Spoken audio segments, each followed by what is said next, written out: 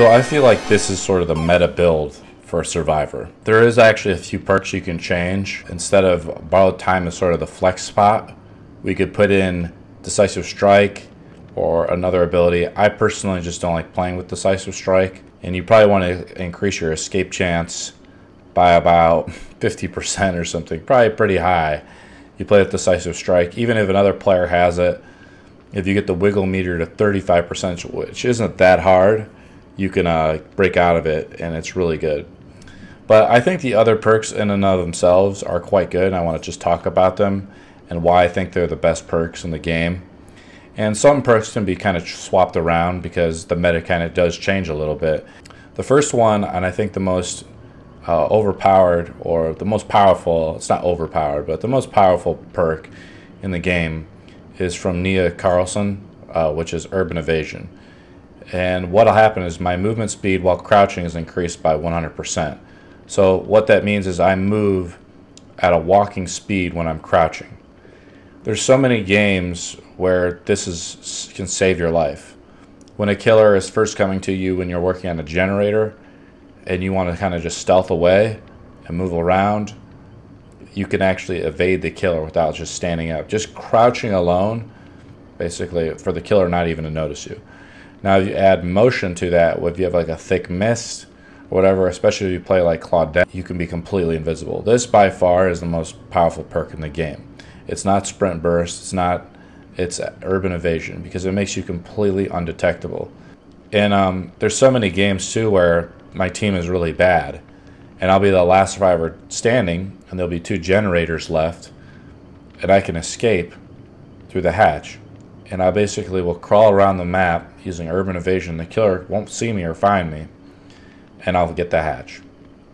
I can't emphasize this enough. This is probably the best perk in the game.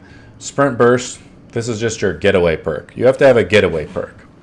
Now, you could replace this with Life if you don't want to. If you want to run around the map a lot more. It's probably the most powerful perk in the game. It allows you an out, essentially, against a killer. There's so many killers that can like just get you on the generator. I'm thinking of like Wraith, Freddy, just in general like killers. So as you're crouching around, you're not using your exhaustion. So this is your exhaustion perk too. And it allows you a huge burst of speed for 3 seconds. It allows you to miss the killer to miss, really, and allows you to just get away. It's one of the most powerful exhaustion perks maybe in the game. Life is another one that's really good, but the condition is you have to go over an obstacle. Sometimes there's a really hard generator that's just out in the field, and you have to get it. And with Sprint Burst, you can get it because if the killer comes onto you, there's no obstacles. Well, then you can Sprint Burst to a pallet or something like that. This is your Flex Spot perk. We'll talk about it in a second. Self-Care is another just meta perk in general. I've tried playing without Self-Care. You can replace this with like Bond. Bond is really powerful, but it relies on other survivors to be good. Well, Self-Care is more, as the name implies, self-reliant. Like, it allows you to self-heal. Now, it's been nerfed. Like, healing in general has just been nerfed. And then Self-Care has been nerfed. So it takes a long time. And then if a killer uses Sloppy Butcher, it really counteracts Self-Care because the time it takes for you to heal yourself. But with not playing with Self-Care, I've realized just how valuable it is, because there's so many times that you don't have a med kit, essentially. Like, you can go with the toolbox, and basically what this does, Self-Care replaces a med kit on you. It's just I don't know if that's the best way to say it. And if you have a med kit, it helps healing it by an additional 20%, so that's added feature as well. But simply put, it gives you another out versus the killer. So the killer hits you, you somehow escape, again with Sprint Burst, Urban Evasion, whatever, you're crawling through the corn. You finally get away, you find a safe space, and you can heal up. The problem is that takes a lot more time now. Or, I'm sorry, botany knowledge, not pharmacy. But increases healing speed, item efficiency by another 33%. Again, to counter Sloppy Butcher. I personally think botany knowledge is okay. It's not the greatest. So the Flex Spot perk that we have right now is Borrowed Time. There's a lot of killers that camp near the hook. Let's face it. There's a lot of killers as the ruin gets broke. they're not that good. They don't go out and try to find other survivors, or they don't have other detection perks to find other survivors, or they're just not confident enough to find other survivors. So they wait for a survivor to come to the hook, and basically they tunnel down one survivor. As killers too, as if you play a killer, we're all guilty of it. We do it because it's easy, and it's fine. It's not. It's just a part of the game. It's frustrating as a survivor, though. But one way to counter that, again, there's a counter to everything, and there's a lot of counters to this gameplay and game styles in the game, and borrowed time is one of them. And I played with this in one of my previous videos, where after we unhook a survivor within the tear radius of the killer, so it doesn't work really well against a lot of the newer killers because the tear radius is so small. Like I'm thinking like of Spirit, and the new killer Legion right now currently has a small tear radius. And then what will happen is that if they're struck within 15 seconds to put them into a dying state, it'll trigger a bleed out timer for 25 seconds.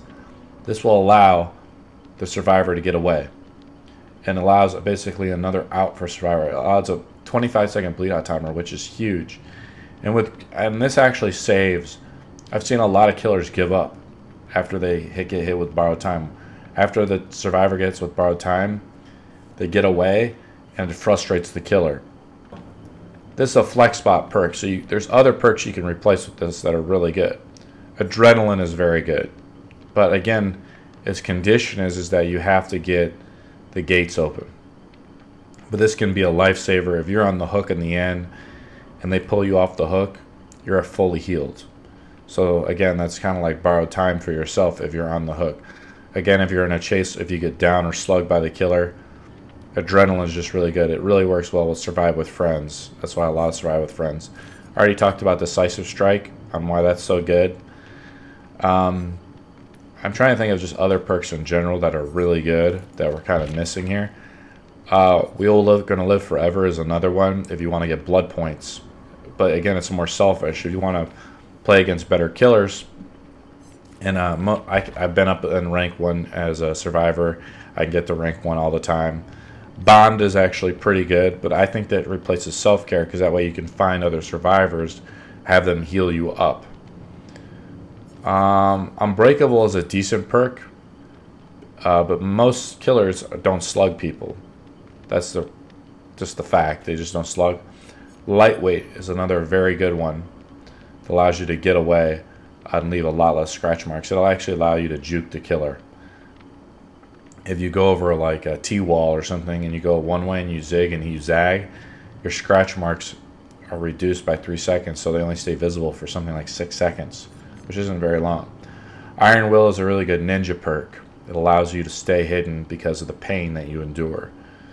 So that's pretty much a must. If you, again, it pairs well with Urban Evasion, so if the killer actually does strike you with Iron Will, you won't make any noise. And there's a lot of times killers will track you if you have noise. Those are the really good perks I can just think offhand that are just kind of like all around really good perks that will help you survive greatly. Self-care is one that was a game changer, but after its nerf, it's definitely on par. It was definitely probably like one of the top tier perks, but now it's just probably average or even below average in my opinion. We're going in with the toolbox, and we're going to do a map offering just because we have a lot of map offerings, and we're going to have some fun. Ironworks of Misery, we're going to be playing the meta build, or the build I like to play with. Again, the true meta build is you're playing with Decisive Strike instead of Borrowed Time.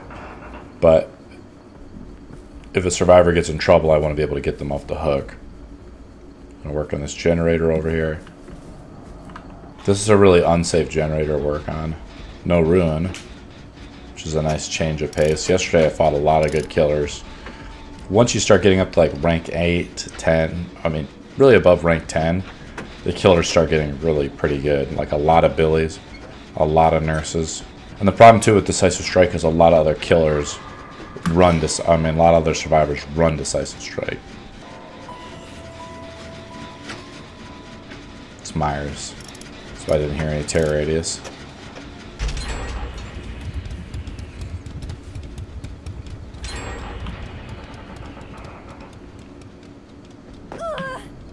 Okay, there's Myers.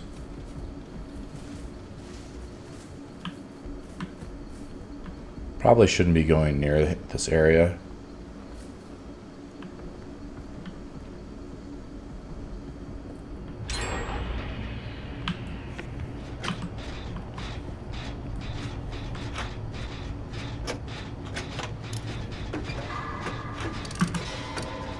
It feels like he's playing with monitor and abuse. And he DC'd.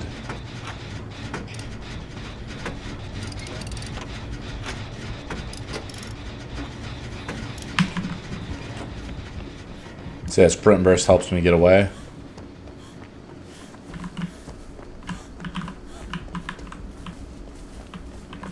The problem is he's kiting him around the building.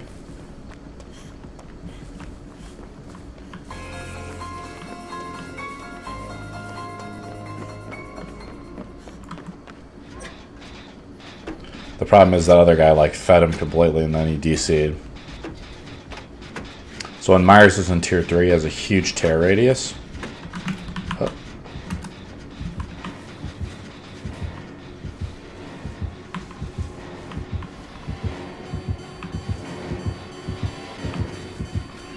He's checking for lockers.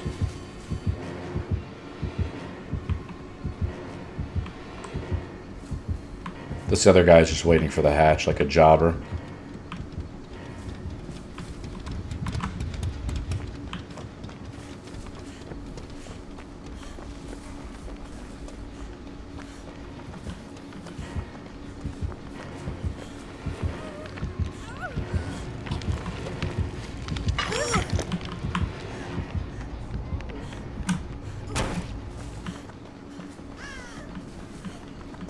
The other guy got caught.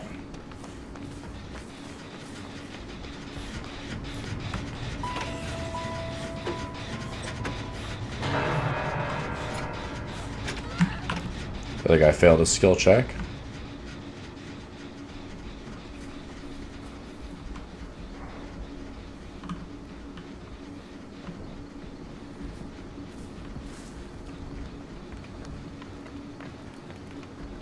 I don't know if we're going to be able to escape because that guy DC'd. When a survivor DCs, it becomes a lot harder for you to actually win. He failed a skill check. That's on him for dying.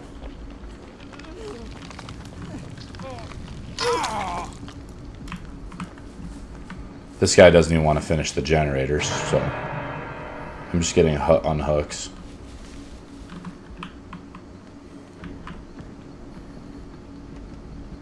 Okay, I'm gonna just try to juke him here.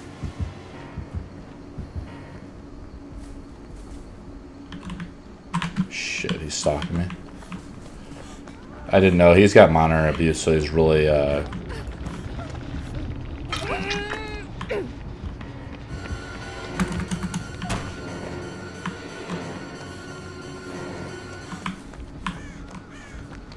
Oh, I had borrowed time on him. Why didn't he trigger? Oh, I was outside of his tear radius. See, that's the problem with borrowed time. It doesn't really work because Myers' tear radius is so small.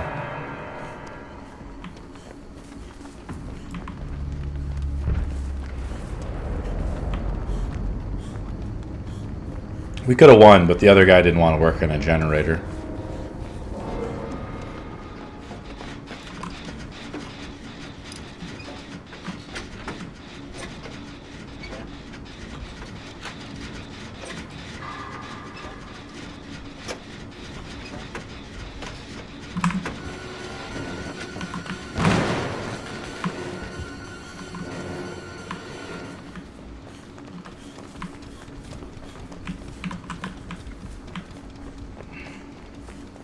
And now he was working on a generator and he failed a skill check right while Myers was coming up on him.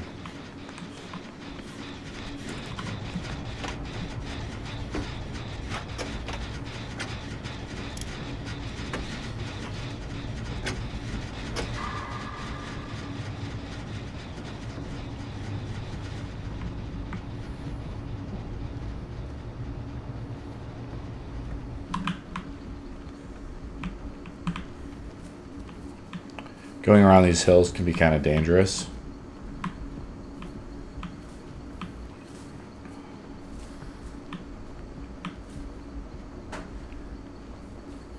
I will try to save. Oh, he killed himself.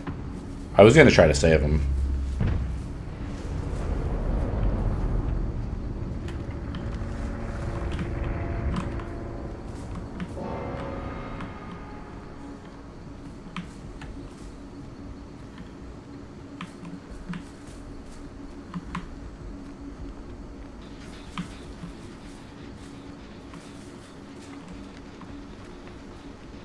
He should have saw me there. The hatch is probably over there. But I could get insta-downed.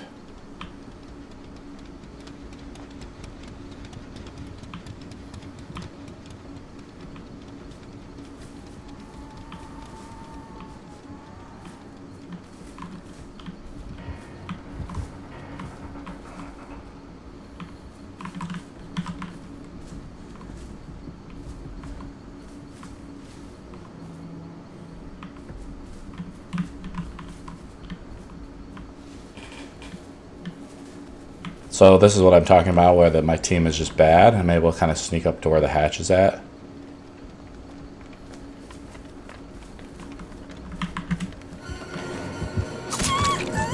There we go. Nice. So I was able to like kind of sneak up to the killer, see where he was at, and then just get in the hatch.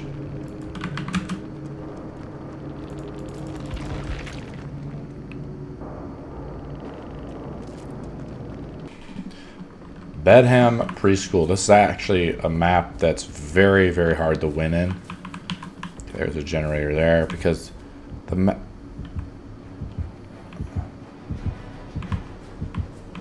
map in and of itself is very small, and so it allows the killer a lot of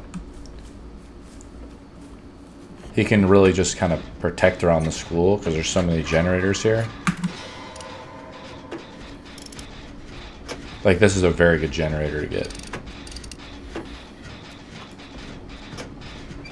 So the trapper, he went off that direction to my right, which means there's things that are probably trapped over there.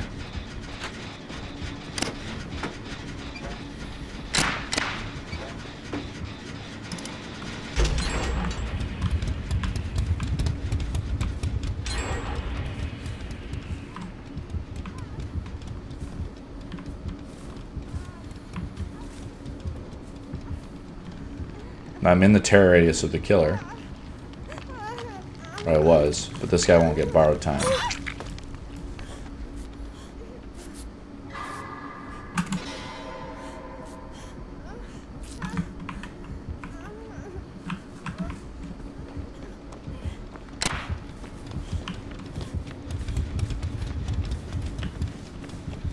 So he's got the add-on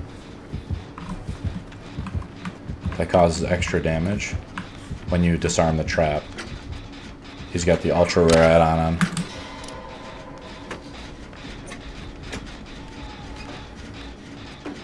Hopefully the basement isn't down there. We got only one other generator done, and I've got the hook save. So one of our survivors isn't doing very much. He's picked him up. Basement is in there. Basement and the trapper are like really hard to win against. Both of the guys use self-care. My sprint burst is back up.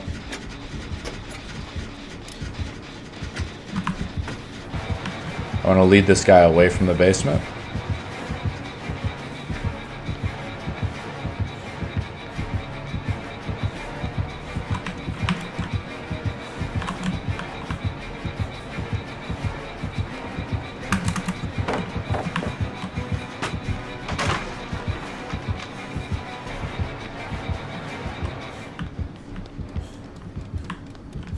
Okay, I got away.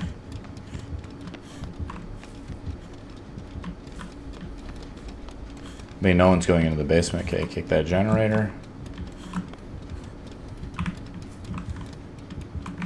putting a trap randomly down out there. We can't disarm his traps because we'll get injured. Okay.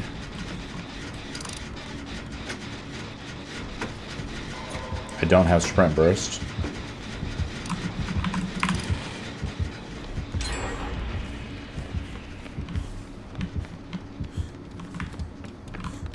Kicking that generator again. Making him waste a lot of time on this generator. Okay.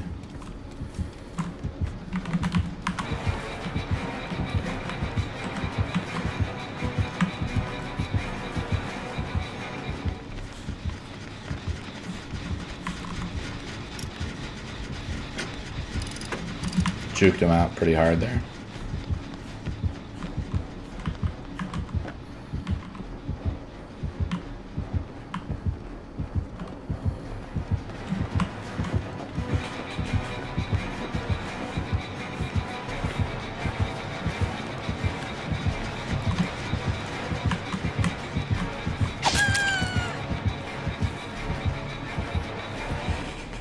Nobody else is working on generators, at least.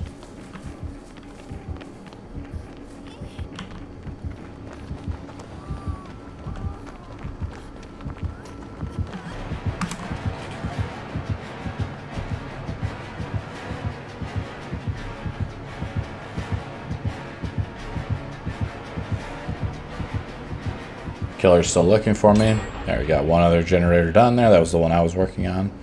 Killer's still looking for me.